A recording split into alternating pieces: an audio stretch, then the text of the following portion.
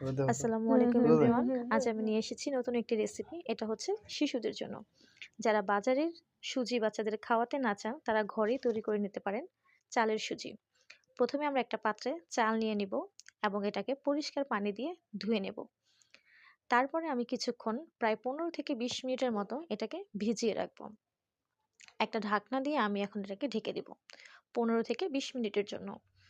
ঠিক 15 থেকে 20 মিনিট পর আমি ঢাকনাটা তুলে এই পানিগুলো ছেঁকে নেব। একটা চালনির সাহায্যে আমি চালের পানিগুলো ছেঁকে নেব এবং আমি এটাকে আরও 20 মিনিটের মতো রেখে দেব পানিগুলো একেবারে ঝরা পর্যন্ত। দেখুন আমার পানিগুলো ঝরে গেছে। এখন আমি এটাকে একটা ব্লেন্ডারের সাহায্যে ব্লেন্ড করে নেব। আপনাদের বলি, বাজারের সুজিতে অনেক ধরনের সমস্যা থাকে এবং বাচ্চাদের সেটা স্যুট করে না।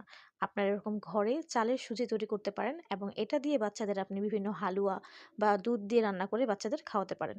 দেখুন ব্লেন্ডারে আমি একেবারে মিহি করে নিয়েছি, কি সুন্দর হয়েছে। এরকম মিহি করে আপনারা ব্লেন্ডারে গুঁড়ো করে নেবেন।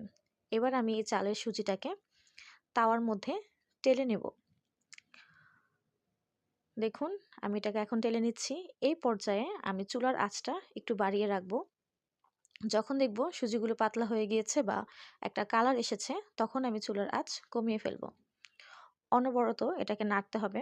আমি আমার সুবিধার্থে পাত্রটা একটু চেঞ্জ করে নিয়েছি। অনবরত নাড়তে হবে, না হলে সুজি নিচে পোড়া লেগে যাবে।